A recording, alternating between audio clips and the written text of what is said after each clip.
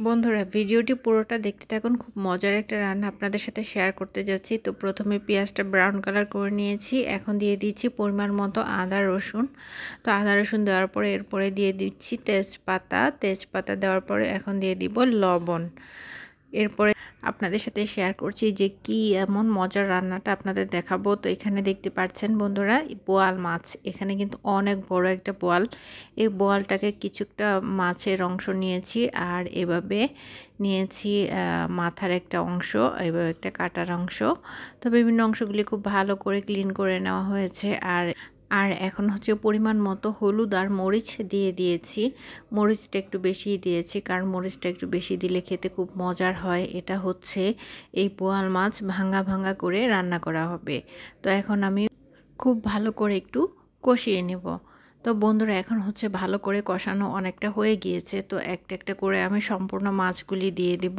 আর অবশ্যই খেয়াল রাখতে হবে খুব সুন্দর করে বিছিয়ে দিয়ে দিব। প্রথমে কিন্তু মাছগুলি ভেঙে দেওয়া যাবে না, প্রথমেই খুব ভালো করে কুক করে নিতে হবে এবং সেদ্ধ করে নিতে হবে। জাস্ট ভালো করে একটু কষিয়ে তারপরে সামান্য একটু পানি দিয়ে মাছটাকে খুব সুন্দরভাবে কষিয়ে রান্না করব আর সেদ্ধ করব। পরে একটু আধা ভাঙা করে দিতে হবে। বন্ধুরা আপনারা এই মাছটা এইভাবে একবার খেয়ে দেখুন, এতটা মজার হয় না ভেজে এভাবে ভাঙা ভাঙা করে রান্না করা মাছটা দারুণ সুস্বাদু হয়ে থাকে। তো বন্ধুরা আশা করছি আপনারা এই রেসিপিটা একবার হলেও খেয়ে দেখবেন। এত মজার এই মাছটা, খুবই সুস্বাদু হয়ে থাকে এইভাবে মাছটা যদি ভাঙা ভাঙা করে রান্না করা হয়। আর এই নামটা আমি আমার শাশুড়ি মায়ের কাছ থেকেই শিখেছি। মা কিন্তু ঠিক এইভাবে বোয়াল মাছ ভাঙা ভাঙা করে রান্না করে।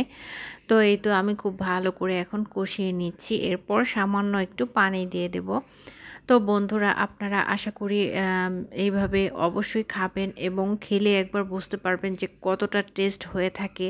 তো যখন অনেকটা হয়ে আসবে ঠিক তখনই আমি দিয়ে দিব ছাক বাটা, কারণ ছাক বাটাটা দিলে মাছটা খেতে খুব ভালো লাগে। আর এখন যেহেতু সেদ্ধ হয়ে গিয়েছে, এখন এভাবে একটু ভেঙে দিতে হবে চটা দিয়ে। এরপরে পরিমাণ মতো দিয়ে দিব ধনিয়া পাতা দিয়ে আর একটু ঢাকা দিয়ে সেদ্ধ হয়ে গেলেই তখন নামিয়ে দিব। আর অবশ্যই খেয়াল রাখবেন একটু শাক পাতাটা দেওয়ার চেষ্টা করবেন, কারণ এটা দিলে খুবই সুস্বাদু এবং মজার হয়ে থাকে। এই জন্য আমি আপনাদের রিকোয়েস্ট করছি যে আপনারা অবশ্যই যে কোনো রান্নায় একটু মাছ রান্নার মধ্যে এভাবে একটু শাক পাতাটা দিয়ে দিবেন। তো আমার রান্নাটা কিন্তু বন্ধুরা শেষ পর্যায়ে, তো আমি এই পর্যায়ে এখন দিয়ে দিলাম ধনিয়া পাতা।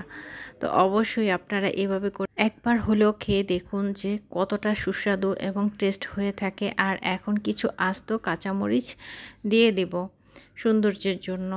তো বন্ধুরা ভীষণ সুন্দর এবং মজাদার লাগছে। আসলে অনেক সময় অনেক বড় বড় মাছ খেতে ইচ্ছে করে না, তখন এইভাবে রান্না করে দেখুন যে কতটা মজার হয়ে থাকে।